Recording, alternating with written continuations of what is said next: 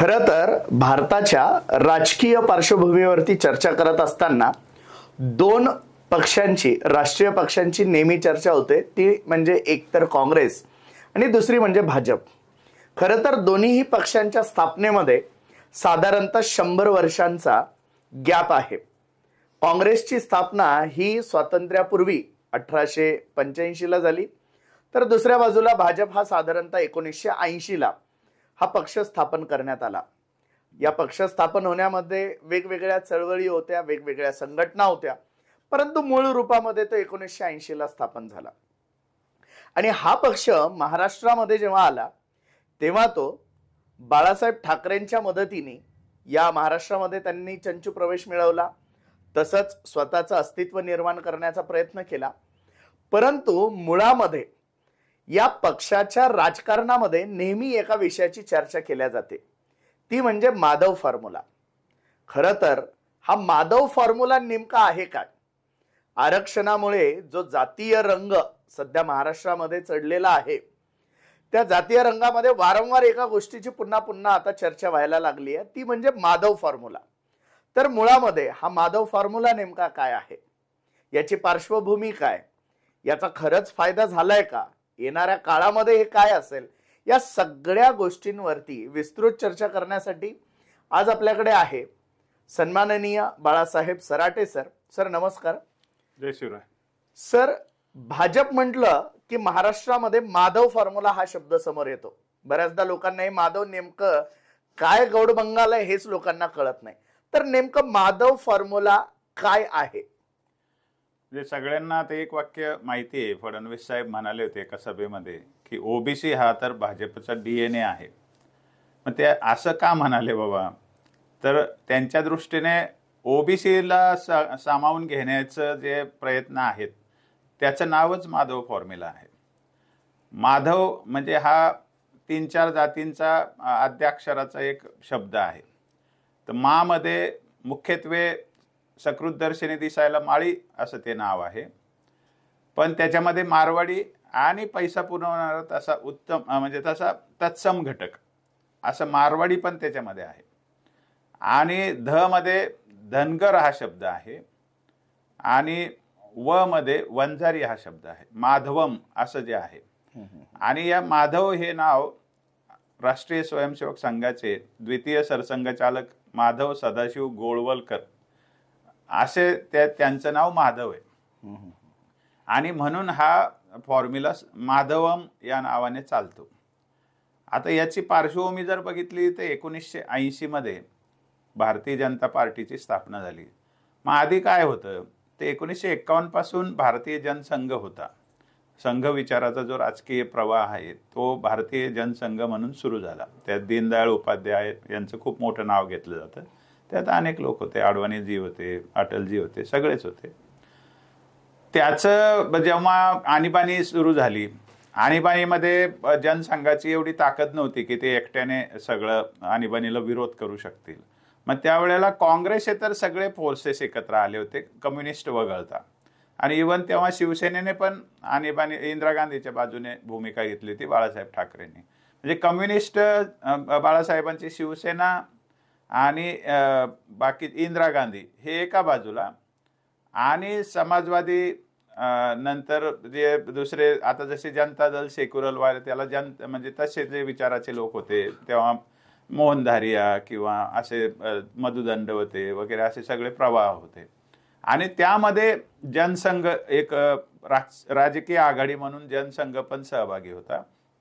आणि या सगळ्याच्या नेतृत्व त्यावेळेला करत होते जयप्रकाश नारायण. त्यांच्या मागे मग संघाने संघाच्या संघटना जेवढ्या आहेत, राष्ट्रीय स्वयंसेवक संघाच्या सगळ्या संघटना, अगदी जनचळवळी ज्या आहेत, भारतीय मजदूर संघ, अखिल भारतीय विद्यार्थी परिषद, स्वतः राष्ट्रीय स्वयंसेवक संघाचे सगळे पदाधिकारी त्याच्यामध्ये होते. आणि काँग्रेस, बाळासाहेबांची शिवसेना आणि कम्युनिस्ट हे वेगळे होते आणि बाकी सगळे त्यांच्या विरुद्ध लढत होते. आता जेव्हा नुसतंच लढाई करून उपयोग नाही, कारण जेल भरो मोठ्या प्रमाणात केलं इंदिरा गांधींनी आणि आणीबाणीमध्ये जेलमध्ये घातलं. 19 महिने जेलमध्ये होते लोक. मग तरी लोक हार जात नाही म्हटल्यानंतर इंदिरा गांधींना अनुकूलता दिसली. त्या म्हणल्या मी इलेक्शनला सामोरं जाईल, आता म्हणजे मी लोकशाहीवादी हे सिद्ध करते. आणि नेमकं इलेक्शनला त्यांनी डिक्लेअर केलं इंदिरा गांधीने 77चं इलेक्शन. तर त्यावेळेला आता काय करायचं, जनसंघ म्हणून उभं राहायचं असेल तर आता फोर्सेस हे संमिश्र झाले होते. त्यात मुख्यत्वे समाजवादी गट मोठ्या प्रमाणात होता. मग तेव्हा त्यांनी जनसंघ न ठेवता जनता पार्टीची स्थापना केली होती. त्याच्यामध्ये जनसंघ पण होता आणि जे समाजवादी गट सगळा होता, म्हणजे जो लोकशाही समाजवादी लोक जे आहेत काँग्रेस वगळता त्या सगळ्यांचा एक गट त्याच्यामध्ये होता. मग जनता पार्टी हीच तेव्हा पार्टी झाली होती.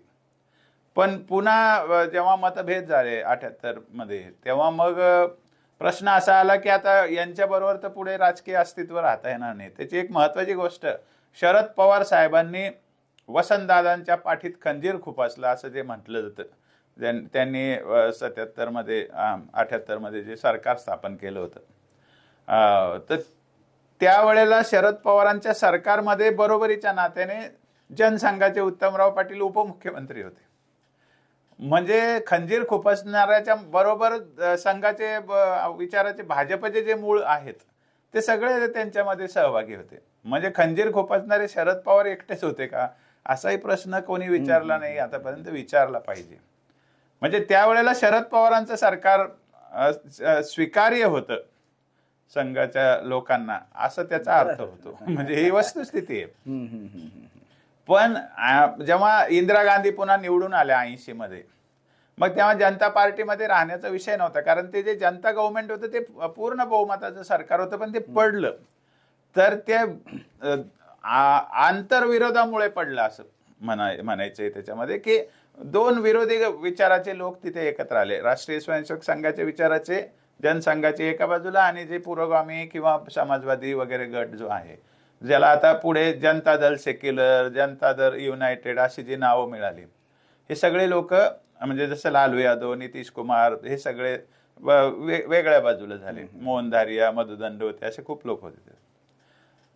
तर त्याच्यातून तो जनता पक्ष विस्कळीत झाला आणि इंदिरा काँग्रेस पुन्हा जिंकून आले. म्हणजे 80ला त्यांना बहुमत मिळालं. मग तेव्हा काय करायचं, आता जनता गव्हर्नमेंट बरोबर जाता येत नाही, पार्टी तर पाहिजे. म्हणून राष्ट्रीय स्वयंसेवक संघाच्या विचाराचं जे राजकीय आघाडी होती, त्यांनी भारतीय जनता पार्टी नावाने पार्टी स्थापन केली. त्याचे नेते अटल बिहारी वाजपेयी आणि लालकृष्ण अडवाणी हे होते मुख्य, आणि त्यांनी गांधीवादी समाजवाद हा स्वीकारला होता. पण महाराष्ट्रामध्ये राष्ट्रीय स्वयंसेवक संघाचं जन्मस्थान असल्यामुळे किंवा इथली वातावरण थोडंसं सजग आणि जास्ती लवकर समजून घेणार, प्रश्न समजून घेणार मानसिकता या भागाची जास्ती आहे. त्यामुळे इकडे गांधीवादी समाजवाद तर काही भाजपच्या, महाराष्ट्र भाजपने कधी आपला मानलाच नव्हता. पुढे भाजपने राष्ट्रीय स्तरावरही त्याच्यापासून फारकत घेतली. पण महत्वाचा जो मुद्दा येतो तो की मग काय पॉलिसी असावी पुढच्या काळामध्ये. त्यावेळेला काँग्रेस महाराष्ट्रामध्ये प्रचंड प्रबळ होती ना. इंदिरा गांधी जेव्हा निवडून आल्या त्यावेळेला काँग्रेसची चांगलीच महाराष्ट्रामध्ये अवस्था होती. पण काँग्रेसचा जो मेन व्होटर आहे, सहकार, ग्रामीण भागातले कारखाने, ग्रामीण भागातल्या सत्ता, हे सगळं काँग्रेसच्या आधाराने मराठा समाज त्यांच्या बरोबर आहे असं एक चित्र तेव्हा होतं. मग या मतदानाला फोडता येणार नाही याची जाणीव भाजपला होती. मग वाढायचं कसं महाराष्ट्रामध्ये. आता वास्तविक हे समजून घेतलं पाहिजे की त्यावेळेला वसंतराव भागवत यांना भाजपचं संघटन मंत्री पदाची जबाबदारी देण्यात आली होती. भाजपची स्थापना झाल्यानंतर ते वसंतराव भागवत हे ज्येष्ठ संघ प्रचारक होते, महाराष्ट्रीयनच होते ते.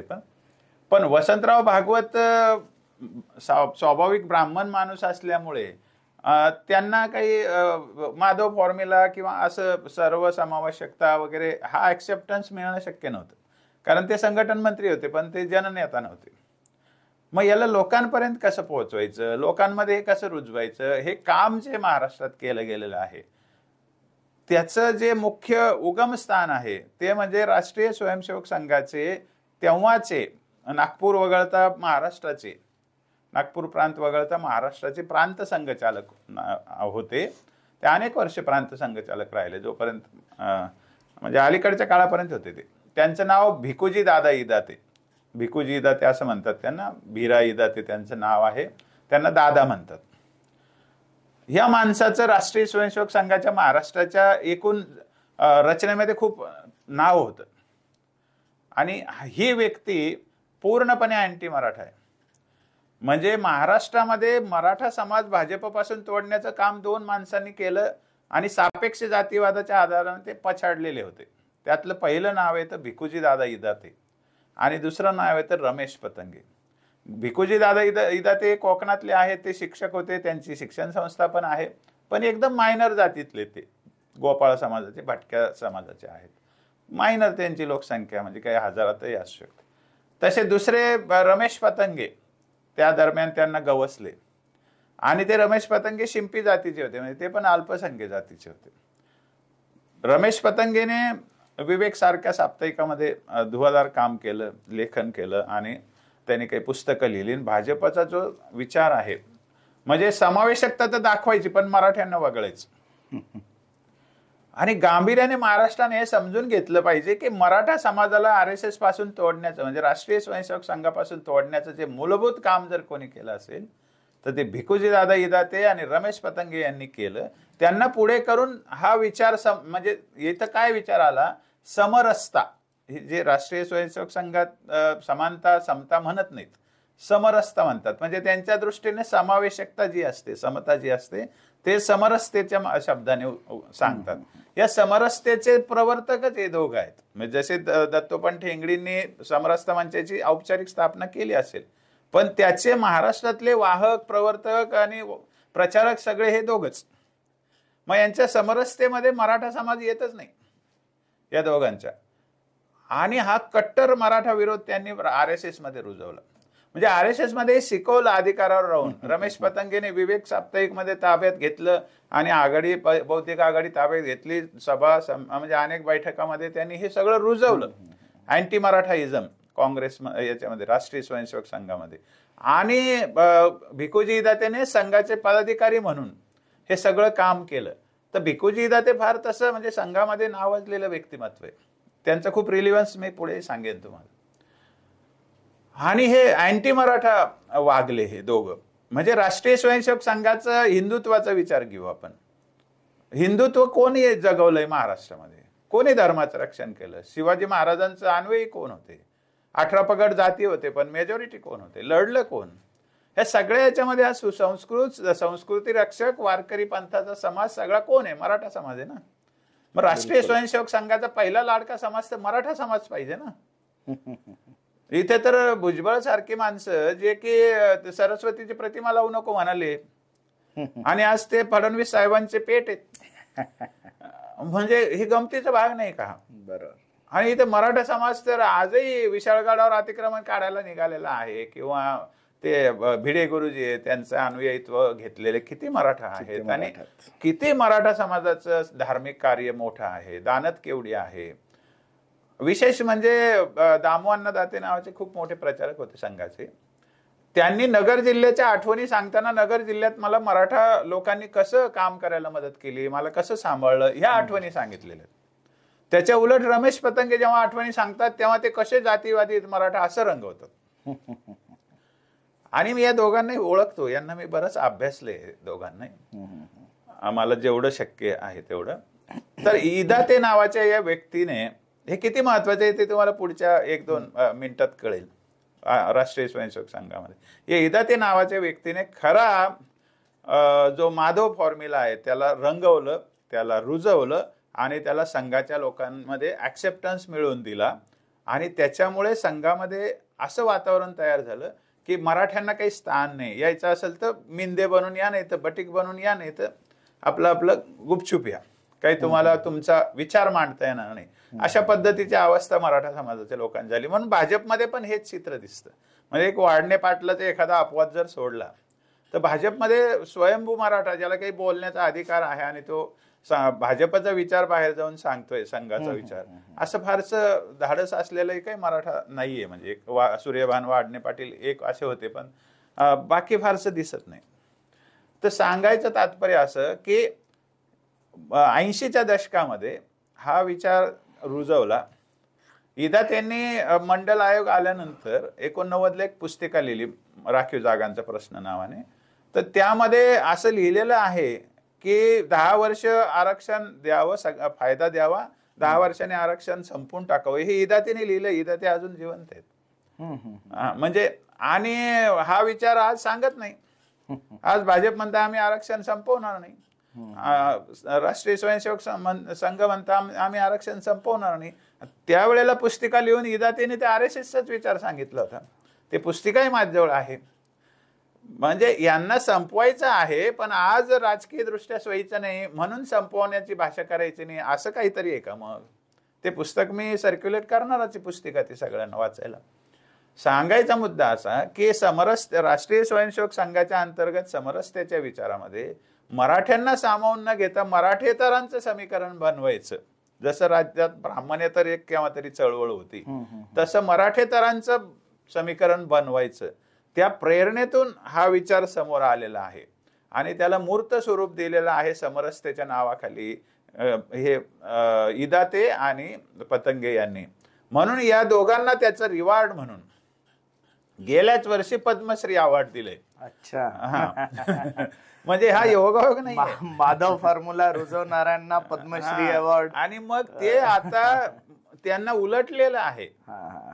आज जे दिसतंय ना, आज 2 मराठे वीर यांच्या माधव फॉर्म्युल्याला सुरुंग लावून बसलेले आहेत. एक आहे एकनाथराव शिंदे आणि त्यांच्या जोडीने आहेत मनोज पाटील जरांगे.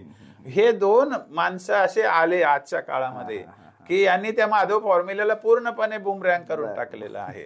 तर हे सांगायचं की याचे दुष्परिणाम काय झाले हे समजून घ्या. तर भिकुजी इदातेंनी हे नाव केवढं महत्वाचं आहे. तर गोपीनाथ मुंडेंचे ते गुरु आहेत प्रॅक्टिकली. बर बर. म्हणजे ते इतकं सोपं नाहीये. ते राज्यातल्या भटक्या विमुक्त आयोगाचे अध्यक्ष होते. केंद्रीय भटक्या विमुक्त आयोगाचे पण अध्यक्ष राहिलेले आहेत ते. बर. अलीकडच्या काळामध्ये समरसतेचा आध्वर्यू फक्त मराठा सहन न होणारा. म्हणजे हा जातीवाद त्यांनी कसा संघामध्ये बेमालूमपणे रुजवला याचं हे द्योतक आहे. आणि रमेश पतंगेंनी तर एक लेख लिहिला होता याच्यामध्ये. अनेक लेख लिहिले त्यांनी, विवेकमध्ये लिहिले, दिव्य मराठीमध्ये लिहिले. तर मी एक लेख लिहिला आणि मी त्याला प्रश्न विचारला. त्यांनी लिहिलं की मराठा समाज सामाजिक दृष्ट्या मागासलेला नाहीये, असं जाहीर लेख लिहिला होता उजव्या त्यांची बाजू लावण्यापासून. मी म्हणलं नाही, याचा अर्थ समजून सांगा महाराष्ट्राला. तर फोन बंद करून बसले. म्हणजे तो काही संघाचा विचार आहे तर सांगा ना, का नाही? मग तुम्ही सामोरं जात नाही, तुम्ही फक्त मराठा लोकांना टाळून तुमचा वैयक्तिक अजेंडा राबवता. आणि इदातेने आणि पतंगेने संघामध्ये हा कलुषितपणा जो आहे, जो द्वेष आहे, मराठा द्वेष, हा खूप मोठ्या प्रमाणात पेरलेला आहे. आणि संघाला या विषयाचा विचार आता करावा लागेल असं मला एकंदरीत चित्र दिसतंय. आणि याच्यामध्ये मग गोपीनाथराव मुंडे वंजारी समाजाचे नेते पुढे आणायचे. मग माळी समाजाचे फरांदे होते पूर्वी, आता त्यांच्या सुनबाई आहेत, फरांदेंच्या सुनबाई नाशिकच्या. नंतर तेव्हा अण्णा डांगे होते, ते धनगर समाजाचे त्यांनी पुढे आणलेले होते. असे म्हणजे या जातींचं नेतृत्व पुढे आणायचं, त्यांना म्हणजे मराठ्यांच्या पुढे उभं करायचं, त्यांच्या आडून मराठा कसं जातीवादी हे बोलत राहायचं आणि चॅलेंज देत राहायचं. म्हणजे मुळामध्ये मराठा समाजाच्या विरुद्ध आपण स्वतः उभं न राहता कुठल्या तरी जातींची फळी निर्माण करून त्यांच्या विरुद्ध लढायला लावणे आणि एक प्रकारचा गूढ संघर्ष महाराष्ट्रामध्ये निर्माण करण्याचं काम या माधव फॉर्म्युल्यातून झालं. मराठेतर राजकारण आणण्याचा प्रकार यांनी केला. खरंच याची उपयोगिता भाजपला होती का? म्हणजे त्या काळामध्ये खरंच त्यांना या माधव फॉर्म्युलाचा फायदा झालेला आहे का? नाही, जेव्हा काँग्रेस इतकी प्रबळ आहे महाराष्ट्रामध्ये आणि हे सगळं काँग्रेसचं राजकारण मराठा केंद्रीय आहे असं त्यांनी त्यांच्या सोयीचा समज करून घेतला. मुळामध्ये यशवंतराव चव्हाणांच्या राजकारणाचा जर अभ्यास कोणी केलेला पाहिला ना, अभ्यास जर तुम्ही केला त्यांच्यावरती विश्लेषण केलेल्या वाङ्मयाचा, तर यशवंतरावांनी बहुजन समीकरण राबवलं होतं. त्यांनी कोणत्याही छोट्या जातीला वगळलं नाही, मोठ्या जातीला कवटाळलं नाही. त्यांनी सगळ्यांची न्यायाची भूमिका घेतली. म्हणजे काँग्रेसच्या लोकांचं चेहरे दिसत असतील मराठा, पण त्यांचं राजकारण नेहमी सगळ्यांना घेऊन चालण्याचंच राहिलं होतं. म्हणजे ते 18 पगड जातीनं सोबत ठेवणं त्यांचं म्हणजे सोय पण होती आणि त्यांचा तो स्वभाव पण होता. आणि पूर्वी राजकारणामध्ये जातीपातीचे एवढं बारीक सारीक विषय नसायचे. कारण ते गावगाड्यानुसार राजकारण चालायचं. आणि राजकीय नेत्यांना फार फंड येणं किंवा विकासाच्या कामाच्या नावाखाली मोठे मोठे पैसे येणं, हे 90 पर्यंत या गोष्टी फारशा नव्हत्या. त्यामुळे त्यांचं राजकारण रुबाबाचं असलं, धाकाचं असलं तरी साधच होतं ते. म्हणजे असे धंदे नव्हते पूर्वी पाकिटमारीचे. हे विकासाच्या निधीचा हा प्रॉब्लेम आहे 90 नंतर रुजलेल्या गोष्टींचा. पूर्वी त्यांचं राजकारण बऱ्यापैकी साधं होतं. पण ज्यांना वैचारिक चळवळ, वैचारिक विस्तार करायचा आहे, त्यांना काही ना काहीतरी प्रस्थापित लोकांना विरोध करायचा असतो. मग ते आपले आपले मार्ग शोधत जातात. मग त्यांनी काय केलं की छोट्या जाती म्हणत असताना पूर्ण छोट्या जातीने घेतल्या. ओबीसीतल्या मराठे तर कोणत्या प्रबळ जाती आहेत. म्हणजे जसं महात्मा फुलेंचं मी तुम्हाला सांगितलं की माळी, धनगर, वंजारी एकच आहे मूळचे, आणि माळी आणि धनगर प्रगत आहे. बरोबर. पण हे त्यांनी ते घेतले की या जाती मराठ्यांना शेह द्यायला कामा येऊ शकतात, हे त्यांनी धोरण घेतलं. त्याच्यानंतर वंजारी त्यांना तशा पद्धतीचे वाटले असतील, भटक्यातलं एखादं जात असावी म्हणून. धनगर तेव्हा काही भटके नव्हते 80च्या दशकात, वंजारी तेव्हा भटके नव्हते, पण वंजारी एक वेगळं त्यांच्या याच्यात अभ्यासात आलं असेल काही, किंवा इदातींनी सांगितलं असेल. तर सांगायचा मुद्दा असा की याच्यातून त्यांना फायदा झाला की नाही झाला. तर मी एक वाक्य सांगतो की भाजपचं भारतातलं जे यश आहे ना, त्या यशामध्ये केवळ राम मंदिराचं हे नाही. राम मंदिराने त्यांना व्यापक जनाधार दिला असेल, पण मतदानाचं समीकरण हे त्यांना आरक्षणानेच दिलेले आहेत. आणि त्यात ओबीसी आरक्षण मेन विषय. म्हणजे भाजपचं जे राजकारण आहे ते ओबीसी आरक्षणाभोवती फिरतंय भारतातलं. त्याचाच एक भाग इथे आहे. हे आपण लक्षात घेतलं पाहिजे. त्यामुळे नुसत्या राम मंदिराने भाजप पसरलेलं नाही. प्रत्यक्षामध्ये जमिनीवर जेव्हा लढाईची वेळ आली, तेव्हा जातीय समीकरण जुळवायची जेव्हा वेळ आली, त्यावेळेला भाजपने ओबीसी केंद्रीय राजकारणच घेतलं. पण त्यातही प्रबळ जातीला बाजूला ठेवून केलं.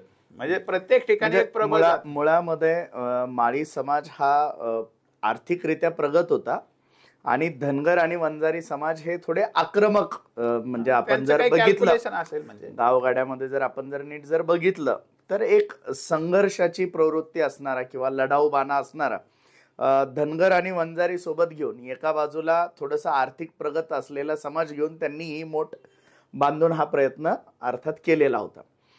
परंतु जर आता आपण जर समजा नीट जर बघितलं तर आपल्या लोकसभा निवडणूक जी झाली आता मुळात 2024ची, या निवडणुकीमध्ये मात्र भाजपला खूप मोठा फटका बसला.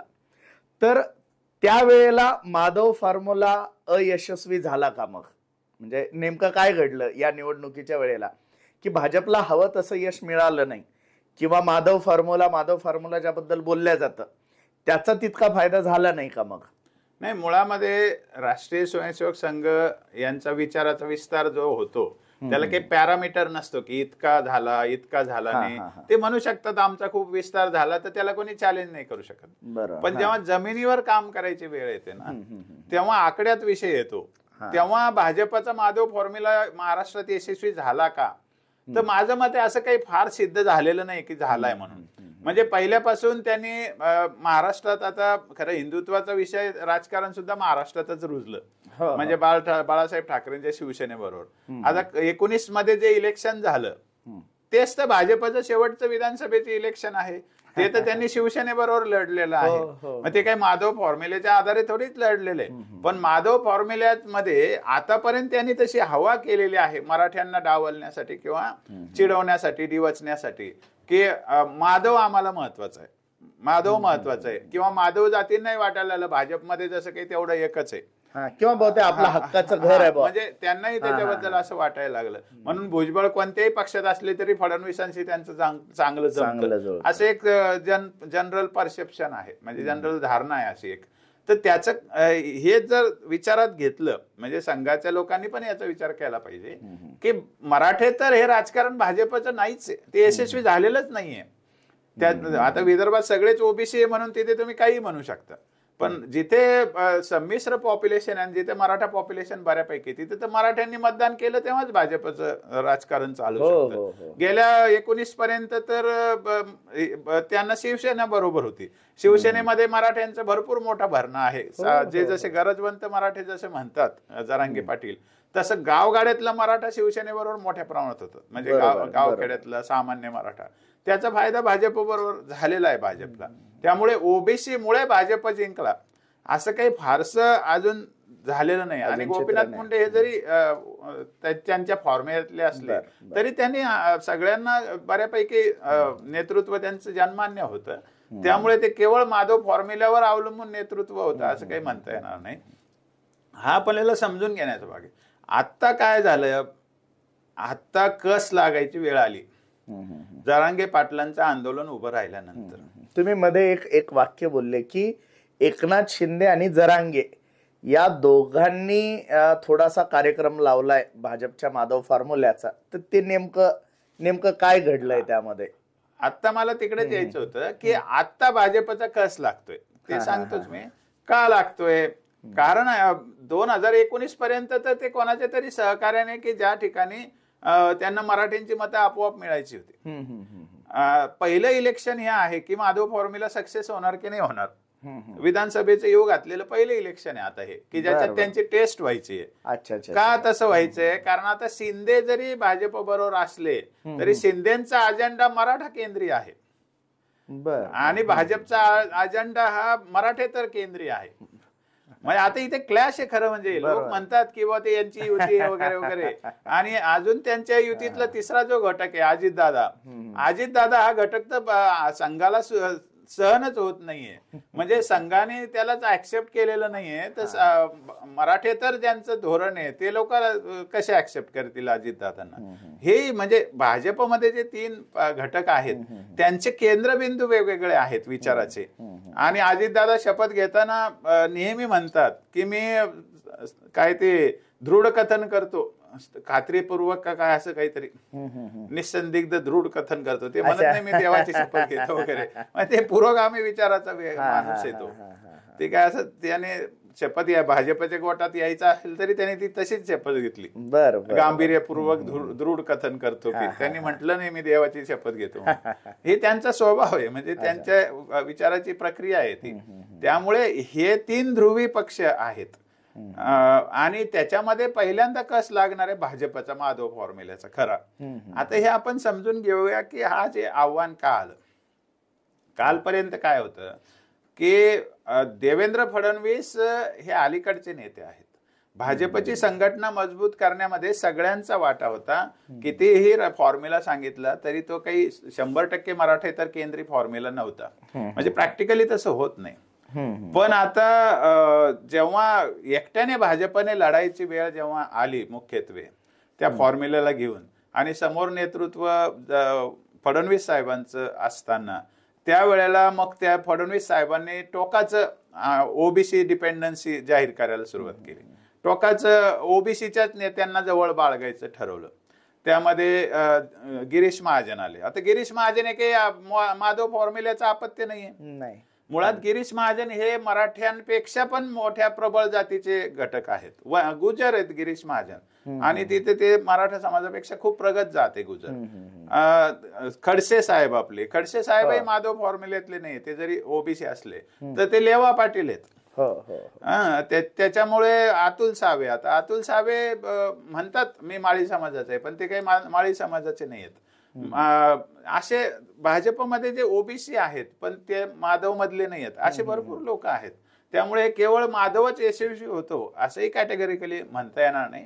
फक्त मला सांगायचा मुद्दा असा की भाजपने जी भिकुजी दाते आणि रमेश पतंगे फेम जी माधव फॉर्म्युल्याची मराठेतर भूमिका मांडली ती भूमिका परीक्षण करण्याची किंवा आत्मपरीक्षण करण्याची वेळ आता आलेली आहे.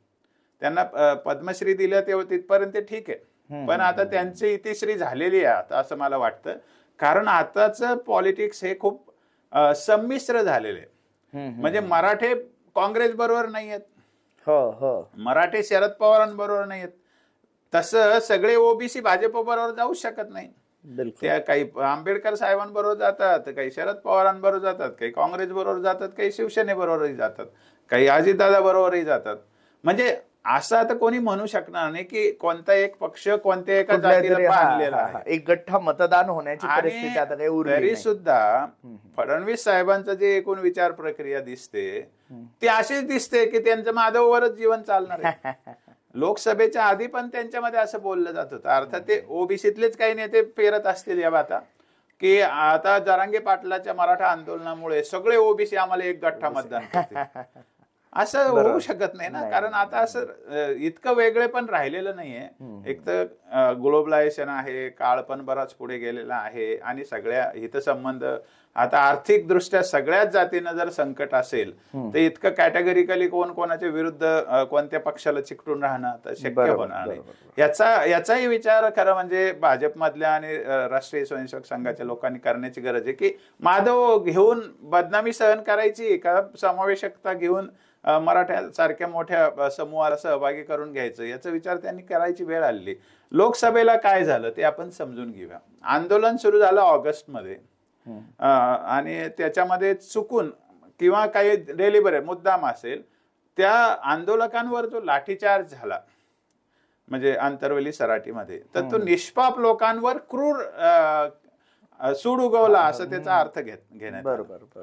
आणि त्याच शब्दाला सगळीकडे हे मिळालं, म्हणजे मान्यता मिळाली की नाही हा निष्पाप बायका, म्हातारे, कोतारे, वारकरी यांच्यावरती तुडून तुडून मारलं त्यांना कोणी, तर भाजपच्या नेतृत्वाने.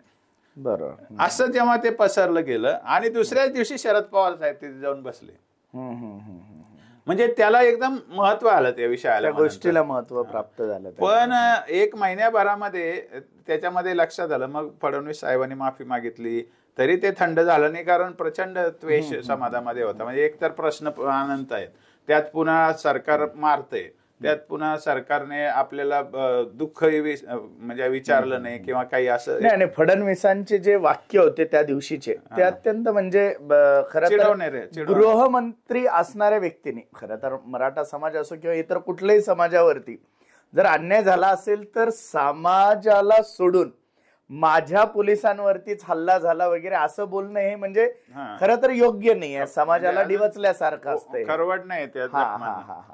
तर हे सगळं कारण म्हणजे नेतृत्वाचे आहेत आणि कारण म्हणजे इदा ते पतंगेंसारख्या लोकांनी जे जातीय मानसिकता रुजवली त्याचे आहे. त्यांचे कसं बघा ना, म्हणजे मराठे तर समरसता आहे त्यांची, म्हणजे किती म्हणजे विचार खेदाची बाब आहे. त्यांनी एवढ्या मोठ्या समाजाला डावलण्याचं पाप केलं आणि त्यांना यांनी पद्मश्री दिली, अजून जखमा म्हणजे खरवडण्यासाठी सारखी ती परिस्थिती आहे. तर विषय सांगायचा मुद्दा असा आहे की गेल्या वर्षी सिच्युएशन अशी बनली की याचं क्रेडिट खरं म्हणजे शरद पवारांनी घेतलं आधी जाऊन तिथे. मग उद्धव ठाकरे साहेब गेले, मग उदयनराजे गेले, पण उदयनराजे काही भाजपचे प्रतिनिधी म्हणले जाऊ शकत. बरोबर. मग तिथे राज ठाकरे गेले तर त्यांनी वेगळंच बोलले, प्रकाश आंबेडकर गेले वगैरे सगळे गेले, पण सरकारचा माणूस लईच लवकर गेलाच नाही. म्हणजे सरकारचे जे जायला पाहिजे होते ना त्यांनी त्याच्याकडे दुर्लक्ष केलं. पण पहिलं उपोषण जेव्हा सुटलं जरांगे पाटलांचं, त्या दरम्यान पर्यंत मग सरकार शिंदे साहेबांना या आंदोलनाची उपयोगिता लक्षात आली. भाजपच्या विरुद्ध प्रचंड गोष्ट घडली त्या आंदोलनामुळे, पण शिंदे साहेबांच्याकडे ते नॅचरल त्या आंदोलनाचं पालकत्व आलं. बरोबर. कसं तर फडणवीसांवरती मराठ्यांचा राग आहे असं भाजपमधल्या लोकांना वाटतं किंवा संघामधल्यांनाही कदाचित वाटत असेल, पण तो राग फडणवीसावर नाहीये, त्यांनी गृहमंत्री म्हणून जे केलं त्याच्यामुळे. ते काही ब्राह्मण आहे म्हणूनही नाही खरं म्हणजे, परंतु ते तसं दृश्य त्यांना तसं वाटलं असेल. तर पण हे आता मग काय करायचं, ओबीसींना फडणवीस साहेबांनी ती आघाडी सांभाळायची आणि एकनाथ शिंदे साहेबांनी मराठा आंदोलनाची आघाडी सांभाळली, असं नॅचरल पालकत्व त्यांच्याकडे आलं. आणि मग हळूहळू शिंदे साहेबांनी जरांगे यांच्यातलं ट्युनिंग म्हणजे ट्युनिंग बनत गेलं. आणि ही पण वस्तुस्थिती आहे की जरांगे पाटलांच्या आंदोलनामध्ये शिंदे साहेबांच्या किंवा त्यांच्या कोणत्या कार्यकर्त्याच्या किंवा नेत्याच्या विरुद्ध एक कधी शब्द उच्चारला जात नाही की आम्हाला धोका देतात किंवा हे करतात किंवा ते काही करत नाही, असंही दिसत नाही. नॅचरली शिंदे साहेबांना त्याचा फायदा मिळालेला आहे, मराठा समाजाच्या एकूण शक्तीचा फायदा मिळाला आहे. भाजपवाले आधी समजत होते की या शक्तीमुळे आम्हाला म्हणजे ओबीसीच्या नावाने भाजपचा गट एक राहील आणि मराठ्यांच्या नावाने शिंदेचा एक गट राहील. मग दोन्ही मिळून आमच्या उमेदवाराला दोन्ही फायदे देतील. हे इतका बाळबोध विचार कसं काय केला गेला असेल, मला तर आश्चर्यच वाटतं. अहो, जेव्हा उमेदवार समोर असतो तेव्हा उमेदवार बघून मतदान केलं जातं. उदाहरणार्थ तुम्ही याचं बघितलं, आढळराव पाटील आणि तो हा कोले, अमोल कोले साहेबांचं किती ते त्याच्यामध्ये तर ओबीसी माळी समाजाचा अमोल कोले साहेब आहेत. आढळराव पाटील मराठा समाजाचे. पण कोणाला मतदान करायचं आणि कोणाला नाही करायचं हे समाज चूज करतो, समाज ठरवतो. बरोबर, समाज चूज करतो. हे लक्षातच घ्यायला पाहिजे. आणि असं इवन परभणीचं घ्या तुम्ही किंवा हिंगोलीचं घ्या, समाज नांदेडचं पण घ्या, अशोकरावांवर प्रचंड राग समाजाचा. आता यांनी अशोकरावांना घेतलं, अजितदादांना घेतलं म्हणजे मराठी आमच्या बरोबर येतील, असं कसं काय होईल ते? कारण अजितदादा भाजप बरोबर गेल्याने काही मराठ्यांच्या मनामध्ये परिवर्तन होणार नाही, कारण ते तिथे जाऊन मुळात नेता आणि समाज यांच्यामध्ये आता एक दरी आहे. आणि मराठा नेता सोबत घेतला म्हणून मराठा समाज काही तुमच्या दावणीला बांधला जाणार नाही, हे समाजाने स्पष्ट यांना दाखवून दिलंय. पण सोबत घ्यायचं म्हणजे काय? म्हणजे तुम्ही अजितदादाला फक्त ओढून ताणून तुमच्या बरोबर घेतलं तर त्यांच्या मतदारसंघापुरतं त्यांना कदाचित यश येईल, पण ते काही समाजाचं त्यांचं पाठराखण करील का वगैरे ते होणार नाही. पण इथं विरोधाभास एकनाथराव शिंदेच्या बाबतीत दिसला की एकनाथराव शिंदेनी आंदोलनाला पालकत्वच दिलं अक्षरशः. आणि त्याने सगळ्या गोष्टीला अनुकूलता दाखवली या आंदोलनाच्या. बरोबर, नॅचरली ते आणि जरांगे पाटलांचं एका दिशेला प्रयत्न झाले आणि अजूनच भाजप आयसोलेट झाला. आणि आज त्यांना जे भोगावं लागतंय ना, त्यांच्या सर्व्हे मध्ये दिसतंय की भाजपला अपयश येऊ शकतं वगैरे वगैरे. शिंदे साहेबांना अशी कुठली भीती वाटत नाही, ते आता प्लस मध्ये आजच्या घडीला शिंदे साहेब. पण भाजपची अवस्था तशी नाहीये. आता भाजप मग कालच प्रकरण घ्या तुम्ही, दरेकर साहेब बोलले, त्यांना जरांगे पाटलांनी सुनावलं. लाड बोलले, त्यांना तर अतिशय वाईट शब्दात जरांगे पाटील बोलले. आणि आता भाजपमध्ये अशी किंग म्हणजे काय करावं आता अशी परिस्थिती. बरोबर आहे, बरोबर आहे. आणि प्रत्येकच डाव त्याचं कारण हे आहे की भाजपला आता माधव फॉर्म्युला हा शब्द उच्चारू नये अशी एक ही इंडिकेशन आहे. म्हणजे ही एक इंडिकेशनच आहे भाजपसाठी, हा संकेत आहे की भाजपने माधव बिधव करू नये, आता खरं समावेशक भूमिका घ्यावी. हा, सर्व समावेशक भूमिका, वैचारिक भूमिका घेऊ शकता तुम्ही, विचाराला सोडायची काही गरज नाही. पण ब्राह्मण तर असं जसं होतं पूर्वी तसं हे मराठे तर असं करू नये, कारण आता काळ फार पुढे गेलेला आहे, पाणी वाहून गेलेलं आहे. तसं आम्ही फक्त ओबीसीचे असं करण्याची गरज नाही. नॅचरली तुम्हाला जो नेता चांगला वाटेल त्याला मोठं करा, तो कोणत्याही जातीचा असो. तुम्हाला तर जातीवाद मान्य असण्याचं कारण नाही, तुम्ही तर व्यापक हिंदुत्वाच्या बाता करता. तर त्यात माधव फॉर्म्युला अँटी हिंदुत्व हे तर तुम्ही कधीतरी समजून घेतलं पाहिजे ना. जातीवाद राजकारणात आवश्यक असतो हे हिंदुत्वाचा विचार सांगणाऱ्या माणसांनी जर केलं तर मग हिंदुत्वाच्या विरुद्ध जातीवाद हे तुम्ही कसं काय मान्य करणार नाही? म्हणजे आम्हालाही सगळ्यांना, हिंदू लोकांना कळतंय ना की हिंदुत्व जर म्हणायचं असेल तर आपण धर्माने सगळे एक आहोत, संस्कृतीने एक आहोत, विचाराने, मूल्यांनी, सगळ्या गोष्टींनी एक आहोत. मग आमच्यामध्ये जातीत वेगळं जातीवाद का? मग माधव फॉर्म्युला ज्यांच्या कोणाच्या डोक्यातून निघाला किंवा ज्यांनी त्याला राबवण्याचा प्रयत्न केला तो मुळातच अँटी हिंदू आहे विचार. हे समजून घेण्याचा विषय हा. क्रेडिट जर मराठा समाजाच्या बाजूने तुम्हाला पाहिजे असेल तर नुसत्या मराठा समाजाचा थोडी विषय आहे हा, खरा हिंदुत्वाचीच परीक्षा आहे. मग ही किंवा जातीच्या आधारे तुम्ही असं समीकरण करा, हा तुम्ही हिंदू संख्येच्या आधारे करा ना, तुम्हाला कोण नको म्हटलं. आणि आज तर उलट त्याची अनुकूलता आहे, कारण आज कोणत्याच पक्षाकडे कोणत्याच जातीचा असा भरणा नाही. बरोबर, सगळ्यांना सगळ्या लोकांची गरज आहे. मुळात खरं तर कुठल्याही जातीचा एक प्रामाणिक नेता आता अस्तित्वात राहिला नाही, ही म्हणजे मुख्य गोष्ट खरं तर ही आहे. आणि त्यामुळे आता सगळ्याच जातींमध्ये थोडंसं आर्थिक दृष्ट्या सबलता आल्यामुळे ते आता कोणाचे गुलाम बनून राहण्याची त्यांची आता मानसिकता उरली नाही. अवेअरनेस आला, एज्युकेशन अवेअरनेस आलेलं आहे सगळं. आता प्रत्येकाला जातीविरहित राजकारणाची खरं तर आस आहे. भले राजकारणी ते जातीय अस्मिता अधूनमधून पेटवण्याचा प्रयत्न करतात, परंतु ती कालांतराने परत विसते, कारण अवेअरनेस भरपूर आलाय आता समाजामध्ये आणि त्यामुळे ते दूर राहतात. तर सांगायचा मुद्दा असा आहे की आपला प्रश्न जिथून सुरू झाला तो कन्क्लूड केला पाहिजे की भाजपचा जो माधव फॉर्म्युला आहे तो विफल झालाय का. तर लोकसभेने हे सिद्ध केलं तो विफल झालाय आणि आजची भाजपमधली एकूण परिस्थिती लक्षात घेतली तर तो विफल झालेला आहे हे सरळ सरळ दिसतं. याच फॉर्म्युल्यात जर भाजप अडकून राहिलं तर विधानसभेला फार मोठं त्यांना फटका बसेल असं दिसतं. आणि पहिलं ते इलेक्शन आहे ज्याला तुम्ही माधव फॉर्म्युल्याच्या आधारे लढू इच्छिता. आतापर्यंत ते युतीमध्येच गेलेलं आहे सगळं. आणि आता युतीमध्ये आतापर्यंत युतीमध्ये मराठा असं काही हे नव्हतं, कार्ड नव्हतं. आता तर शिंदे साहेबांचं जरांगे पाटलांचं भलं मोठं मराठा कार्ड उभं राहिलेलं आहे आता. म्हणजे शिंदे साहेबांचे जिथे उमेदवार असतील तिथे मराठा मतदान करतील, जिथे भाजपचे असतील तिथे मराठा भाजपच्या माणसाला मतदान नाही करणार. असं कॅटेगरिकली केलं जाऊ शकतं. जसं संभाजीनगरला केलं गेलं पण जालन्यात केलं गेलं. इतकं जवळचं उदाहरण लक्षात घ्यायला पाहिजे आपण. त्यामुळे भाजप, मी मराठा समाजाचा अभ्यासक म्हणून खरं म्हणजे हे माझी भावना आहे की भाजप आणि राष्ट्रीय स्वयंसेवक संघाने खऱ्या हिंदुत्वाचा विचार किंवा खऱ्या समरसतेचा विचाराचाच विचार केला पाहिजे, समावेशकताचाच विचार केला पाहिजे. कारण हिंदुत्वामध्ये जातीवाद कसा काय येऊ शकतो, हिंदुत्वामध्ये मराठे तर तरी कसं येऊ शकतं, आणि त्यातही माधव 3च जातीचं 4च जातीचं का काय येऊ शकतं. असं जातीच्या आधाराने आम्ही अरे त्याला का सांभाळायचं, तो त्या जातीचा आहे म्हणून सांभाळायचं, त्याचं कर्तृत्व असो नसो, तो जेल भोग्या पण असलं तरी चालेल. याला काय अर्थ आहे या गोष्टीला. मग हिंदुत्व निर्मळ कुठून राहील त्याच्यात. आणि तुम्ही पद्मश्री दिली त्याची इतिश्री झाली समजा त्या दोघांची, त्यांना किती दिवस तुम्ही मराठ्यांवर लादणार आहात अशा गोष्टींना. आणि याचं सगळ्यात महत्वाचा विचार जर सांगायचा असेल तर या भिकूजी इदातेने काय पाप केलेले आहे तेही जाता जाता सांगून टाकतो. मराठा समाजाच्या बाबतीत जेव्हा मंडळ आयोगाचा विषय आला होता चर्चेत, 90च्या दरम्यान ते निघालं, ते GR निघाला आणि त्याच्या कोर्टात केस चालू होते, तेव्हा ती पुस्तिकेचा उल्लेख मी आधी केलाय, इदातीने लिहिलेला. त्याच्यामध्ये यांनी म्हणले की 52% ओबीसीची लोकसंख्या आहे म्हणून ओबीसीचं रिझर्वेशन महाराष्ट्रात वाढवलं पाहिजे.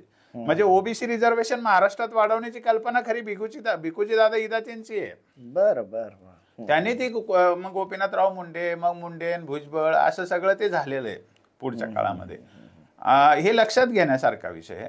आणि त्याच्या पुढे अजून एक सगळ्यात मोठं पाप भिकूजी दातेने काय केलेलं आहे हे महाराष्ट्राने, त्याच्यावर आपण पुढच्या आपल्या आरक्षण गाथेमध्ये जरूर बोलणार आहोत.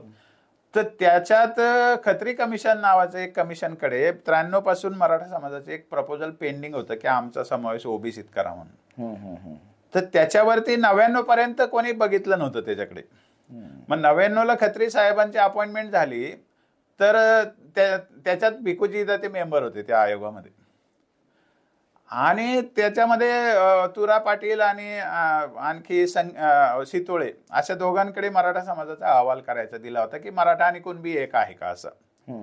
आणि तो त्यांचाच अधिकार होता त्या दोघांचा. आणि त्यांनी तो अहवाल तयार केला होता आणि त्यांनी कन्क्लूडही केलं होतं की मराठा कुणबी एक आहे असं त्यांनी कन्क्लुजन केलं होतं. म्हणजे त्याच वेळेला आपण आरक्षणात ओबीसीत गेलो असतो. पण दरम्यान काय झालं की ते खत्री साहेब माजी न्यायमूर्ती होते, त्यांच्या काहीतरी मुलीचं लग्न निघलं का काहीतरी, त्यांनी राजीनामा दिला 2000च्या दरम्यान आणि ते गेले अमेरिकेला. आणि आयोगाला अध्यक्षच नव्हते आणि नवा आयोग नेमलेला नव्हतं. आयोग म्हणत असताना जी काय समितीच होती ती, तेव्हा काही कायदा झालेला नव्हता, स्टॅच्युटरी कमिशन नव्हतंच तेव्हा. त्याच्यामध्ये इदाते होते आणि इदाते त्यातले सगळ्यात क्षेत्रे होते. मराठ्यांना काही मिळू नये हे धोरण त्यांचं प्रत्येक क्षणी होतं. आता इदातेने आयोगाच्या अध्यक्षाच्या अपरोक्ष म्हणजे ते नसताना, अस्तित्वातही नसताना, खरं म्हणजे तसा अध्यक्ष नसेल तर आयोग थंड असतो, तो निष्क्रिय असावा लागतो किंवा तो नसतोच आयोग अस्तित्वात. आयोगाचा अध्यक्ष हाच आयोग असतो खरा. पण आयोगाचा अध्यक्ष नसताना भिकूजी दातेने 7 डिसेंबर 2000 रोजी अशी एक मीटिंग झाल्याचं, त्या आयोगाचा जो अहवाल होता ना तुरा पाटलाचा आणि शितोळेचा, त्या अहवालाच्या शेवटी एक पॅरेग्राफ लिहिला की 7 डिसेंबर 2002 रोजी अशी मीटिंग झाली. त्याच्यामध्ये खाली 4 नावं आहेत, संखे, शितोळे, तुरा पाटील आणि भीरा इदाते. आणि त्या कन्क्लुजन त्याच्या पॅरामध्ये याच्याबद्दल विचार करताना सगळ्या ओबीसी, सगळ्या मराठ्यांना ओबीसीत घालावं की नाही घालावं याच्यावर विचार करताना भीरा इदाते यांनी सांगितले की, म्हणजे इदातेंनी त्याच्यावर कन्क्लुजन केलं की बाबा सगळ्या मराठ्यांना काही कुणबी समजता येणार नाही. कारण काय सांगितलं ते एक ओळ सांगितली की कोकणात कुणबी स्वतःला शूद्र समजतात. एवढंच कारण सांगितलं, याच्या पलीकडे काय कारण नाही सांगितलं. आणि त्यांनी खुटी मारून ठेवली या इदातेने, मराठ्याच्या विरुद्ध जातीवादी खुटी. म्हणजे असं रावसाहेब कसबे म्हणतात ना, मी खुटी मारली, त्याचा बाप आहे ते इदाते, त्याने आधीच मारली, मोठी मेड रोवलेली त्यांनी. यांनी तर खुटी मारली, त्यांनी खुटा मारलेला आहे. आणि हे जे आपण आता 1 जून 2004चा GR जरांगे पाटील जे सांगतात, त्या अहवालानंतरच तो GR आलेला आहे. पण त्यातली खुटी अशी आहे की इदात्याने असं लिहून ठेवलं त्या आयोगाच्या अहवालात की ज्या कुटुंबांची मराठा कुणबी किंवा कुणबी मराठा अशी नोंद आहे त्यांनाच फक्त मराठा हे देण्यात यावं, कुणबी जातीचं प्रमाणपत्र देण्यात यावं. आणि त्याने मराठा कुणबी किंवा कुणबी मराठा मराठ्यांपासून वेगळा केलेला आहे, तो अस्तित्वात नाहीच आहे खरं म्हणजे. आणि योगायोगाने 2001 मध्ये त्याने काय केलं, मग 2001 मध्ये सगळे अहवाल पाठवले ना सरकारकडे. तेव्हा एक अहवाल येत नव्हता, 5, 25, 10, 20 तेवढ्या वर्षभरातले एका गठ्ठ्यात जात होते. त्याच्यात हा अहवाल घुसडून दिला. तो अहवाल असा आहे की ज्याच्यावर अध्यक्षाची सही नाही, अध्यक्षाने ते पाहिलेला नव्हता, तरी याने तो पाठवून दिला. तो पडित होता म्हणून त्या आपल्या सुशील कुमार शिंदेने तो स्वीकारला. आणि 1 जून 2004ला GR पण निघाला. पण त्याच्यामध्ये मग मराठा कुणबी व कुणबी मराठा कुणबीच्या पोटजाती मानण्यात आल्या. पण त्या अहवालात लिहिलंय की नोंद असेल तर द्यायचं, म्हणजे मराठा कुणबी किंवा कुणबी मराठा नोंद असेल तरच द्यायचं. म्हणून प्रशासनाने मराठ्यांना ते मिळू दिले नाही बेनिफिट. दाखवा तुमची मराठा कुणबी नोंद, असं म्हणायचं ते. जरांगे पाटलाचं आंदोलन जे उगम पावलं ते त्या GRच्या त्या शब्दांमुळेच उगम पावलं. तर त्याचा जो मूळ आहे कल्प्रिट, मूळ दोषी माणूस कोण असेल तर तो भिकोजी इदाते. म्हणजे इदातेने फक्त माझो फॉर्म्युल्यातूनच मराठ्यांचा जीव घेतलेला नाही, मराठा ओबीसीत जाण्याची ज्या दिवशी वेळ आली त्या दिवशी याने पाय मारून ठेवलेला आहे. आणि तो पद्मश्री केलेला आहे यांनी आता मोदी साहेबांच्या हस्ते. हे मराठ्यांनी समजून घ्यावं म्हणून मी खरं तर एवढी चर्चा केली. तरी पण माझं असं मत आहे की राष्ट्रीय स्वयंसेवक संघ असो की भाजप असो, यांनी आता खऱ्या अर्थाने हे समजून घेतलं पाहिजे की आज एवढं जातीचं ध्रुवीकरण राजकारणात राहिलेलं नाही. महाराष्ट्रात तर नाहीच नाही. आज कोणीच कोणावर क्लेम नाही करू शकत. जरांगे पाटील जेव्हा आम्ही पाडू म्हणतात तेव्हा सगळ्यांना घेऊन पाडू म्हणतात. ते काय मराठेच एकटे पाडू असं नाही म्हणू शकत. बरोबर. जरांगे पाटील मराठ्यांचे असून असं म्हणू शकत नाही, तर भाजप कसा दावा करू शकतो की आम्ही ओबीसीचे तारणार आहे म्हणून. शरद पवार ते जास्ती सांगू शकतात की ओबीसी कोणाकडे किती आहेत. म्हणजे त्याच्यावर बोलेन मी पुन्हा वेगळं. पण मुद्दा असा आहे की हा माधव फॉर्म्युला आता म्हणजे कालबाह्य झालेला आहे, फॉर्म्युला आहे, कालबाह्य झालेला आहे, मृत झालेला आहे, किंवा तो रिलिव्हंट नाही राहिलेला, विसंगत झालेला आहे. तो हिंदुत्वाच्या दृष्टीने तर अँटी हिंदू आहेच, ते तर जातीवादाला खतपाणी घालणारा तो फॉर्म्युला आहे. आणि मराठेतर आणि ओबीसी वगैरे DNA वगैरे हे शब्द लागतात. म्हणून त्या DNA शब्दामुळे मराठ्यांनी किती फडणवीसांच्या विरोधात हे केलेलं आहे, म्हणजे मनात ठेवलेलं आहे. हे समजून घेण्याचे विषय. नेतृत्वाने किमान असं बोल, जसं जरांगे साहेबांनी असं बोलू नये असं म्हणतात सगळेजण. लाड जे आहेत, प्रसाद लाड, त्यांना खूप वाईट वाटलं असेल. पण मग जेव्हा फडणवीस बोलतात की ओबीसी आमचा DNA, तेव्हा मराठ्यांना काय वाटलं असेल? लाड कदाचित लाडांना नसेल वाटलं, पण बाकीच्या मराठ्यांना वाटलंय ना. तर हे लक्षात घ्यायला पाहिजे की असं इतकं तद्दन जातीच्याच आधाराने राजकारण यशस्वी होईल हा दावा आता करण्याचे दिवस संपलेले आहेत. तेव्हा काय सुरुवातीला 80च्या दशकात भाजपला अजिबातच स्टँडिंग नव्हतं. आता प्रचंड स्टँडिंग आहे. सगळ्यांना आता इक्वल ऑपॉर्च्युनिटी आहे आपलं हे करण्याची, स्थिर स्थावर होण्याची. तर या सगळ्या याच्यामध्ये शिंदे साहेबांनी चांगलं त्यांचं राजकारण स्थिर केलेलं आहे. जरांगे पाटलांची त्यांना साथ मिळते आहे. आणि एकंदरीत भाजपचा माधव फॉर्म्युला गटांगळ्या खाऊ लागलेला आहे. त्यामुळे त्यांनी ठरवायचं कोणाच्या सहाऱ्याने वर यायचे ते. हा त्यांच्यावर अवलंबून असलेला विषय आहे. मला या निमित्ताने एवढंच महाराष्ट्राला सांगायचं.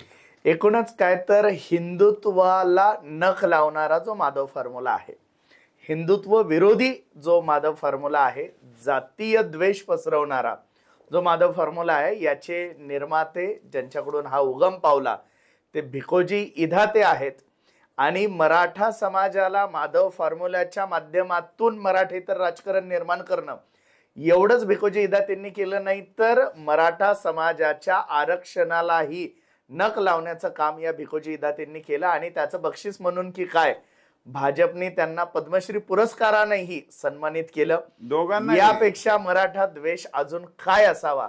तर भाजपने किमान राष्ट्रीय पक्ष, हिंदुत्ववादी पक्ष म्हणून तरी मराठ्यांना इतका त्रास देणं बंद करावं, येणाऱ्या काळामध्ये जातीविरहित राजकारण करावं, हिंदुत्वाचं राजकारण करावं, एवढीच एक गोष्ट यातून कळते. एक छोटा मुद्दा जाता जाता सांगितला पाहिजे की अलीकडेच असं ऐकलं येतं की ऑर्गनायझर हे संघाचं मुखपत्र आहे, तसं विवेक हेही संघाचं मुखपत्र आहे मराठीमधलं, ऑर्गनायझर इंग्लिश मधलं. तर ज्या वेळेला अजितदादांना भाजपने बरोबर घेतलं, तर हा काही भाजपने ठराव केलेला नव्हता. म्हणजे भाजपने त्यांच्या कार्यकारिणीमध्ये ठराव केला आणि मग अजितदादाला घेतलं वगैरे, असा ठराव नव्हता. तो कोणीतरी काही लोकांनी, नेत्यांनी ठरवलेला तो निर्णय होता. मग अजितदादाला घेतलं तर त्या नेत्यांना कोणीच काही म्हटलं नाही तेव्हा. आणि अजितदादा आल्यामुळे आता शरद पवार कसे संपतील अशा आनंदात सगळे तेव्हा होते. बरोबर. आणि जे लोकांनी तेव्हा आनंद व्यक्त केला त्या लोकांना जाब विचारण्याची गरज आहे, नाव त्यांना ठेवण्याची गरज आहे. अजितदादांना काय, अजितदादांना जबरदस्ती जेलमध्ये घालायची भीती घातली आणि त्याला भाजपकडे घेतलं. तर अजितदादाचा दोष नाही ना, तो ज्यांनी घेतलं त्यांचा दोष आहे. अजितदादाची उपयोगिता होती, वाटली होती, ती सिद्ध झाली नाही. शरद पवार साहेबांना ते हलवू शकले नाही, हा तो त्यांचा दोष असू शकत नाही ना. शेवटी त्यांनी कुठे म्हणलं होतं की मी हलवेल म्हणून, मुळामध्ये तुम्हाला त्यांना शरद पवारांचं अस्तित्वहीन करायचं होतं. तर अजितदादा या व्यक्तीला टार्गेट करणं, मला असं वाटतं हे करण्यापेक्षा एकंदरीत मराठा फॅक्टर जो महाराष्ट्रातला वाढलेला आहे, आणि हा मराठा म्हणजे जात म्हणून त्याच्याकडे बघणं हा सुद्धा एक चुकीचा भाग होईल. मराठा समाजाचं जे आतापर्यंत डावललं गेलं आणि आरक्षणापासून त्याला वंचित ठेवलं, त्याचे परिणाम त्याच्या शिक्षणावर झाले, नोकऱ्यांवर झाले, शेतीची वाताहत झाली, या सगळ्या त्याच्या अवस्थेला समजून घ्या आणि सामाजिक न्यायाच्या भूमिकेतून मराठा समाजाचा प्रश्न सोडवावा आणि थेट सोडवावा, ही अपेक्षा मराठा समाजाची आहे. संवादातून सुटेल, समाजाला सामोरं झाल्याने सुटेल किंवा समाजाला विश्वास दिल्याने पण सुटेल. त्याला काहीतरी तुकडा फेकतोय आणि कोणाच्या तरी हाताने फेकतोय असं वागणूक दिली तर हा प्रश्न अवघड होईल. मला एवढंच म्हणायचं की अजितदादाला क्रिटिसाइज करता येऊ शकतं, जसं आपल्या अशोक चव्हाणांना पण करता येऊ शकतं, पण यांची उपयोगिता नाही म्हणून त्यांना नाव ठेवायचं. आणि उपयोगिता वाटली होती कोणाला तरी, तर त्या ज्याला वाटली होती त्याला जाब विचारला गेला पाहिजे. कारण कोणीतरी ठरवून अजितदादाला इकडे या म्हटलं ना, तर तो जास्ती दोषी आहे ज्यांनी त्यांना घेतलं होतं, असं मला वाटतं. तर एकूणच मित्रांनो, खरं तर या संवादामध्ये माधव फॉर्म्युला कसा आजच्या परिस्थितीमध्ये फेल आहे, भाजपची कसा वाट लावणारा आहे, हे यातून आपल्याला कळतंय. दुसरी महत्वाची गोष्ट यामध्ये ही लक्षात येते की एकनाथ शिंदेची खेळी कुठेतरी यशस्वी होते. खरं तर माधव फॉर्म्युल्यामुळे ओबीसी हा भाजपचा म्हणजे मतदार आणि जरांगेंच्या माध्यमातून मराठा आरक्षणाचं आंदोलनाचं पालकत्व स्वीकारल्यामुळे मराठा समाजाचा शिंदेंना पाठिंबा, आणि यामुळे कुठेतरी ही जोडगोळी चांगली जमेल असं वाटत असताना, शिंदे एकीकडे फायद्यात जात असताना भाजप मात्र तोट्यामध्ये नक्की गेलाय. दुसऱ्या बाजूला अजित पवारांना सोबत घेतल्यामुळे जे भाजपचेच लोक आज टीका करतायत, म्हणजे भाजपच्या तंगड्या भाजपच्याच गळ्यामध्ये घालण्यामध्ये सुद्धा शिंदे अजून एकदा यशस्वी ठरले. म्हणजे कुठेतरी शिंदेची खेळी फडणवीसांना वरचढ ठरते की काय, असंही एक चित्र यातून निर्माण होत आहे. तर जर मित्रांनो आपल्याला हा व्हिडिओ माधव फॉर्म्युला तो कसा निर्माण झाला, त्याचे निर्माते कोण, त्याची उपयोगिता काय, आजच्या परिस्थितीमध्ये भाजपचा तोटा कसा होतोय, या सगळ्यांबद्दल आपण चर्चा केली. हा व्हिडिओ जर आपल्याला माहितीपूर्ण आणि अभ्यासपूर्ण जर वाटला असेल तर याला लाईक आणि शेअर करायला विसरू नका. आणि जर अजूनही आपण हे चॅनल जर सबस्क्राईब केलेलं नसेल तर असंच वेगवेगळ्या राजकीय, सामाजिक आणि आर्थिक गोष्टींवरचे चर्चा ऐकण्यासाठी या चॅनलला नक्की सबस्क्राईब करा. धन्यवाद. जय शिवराय.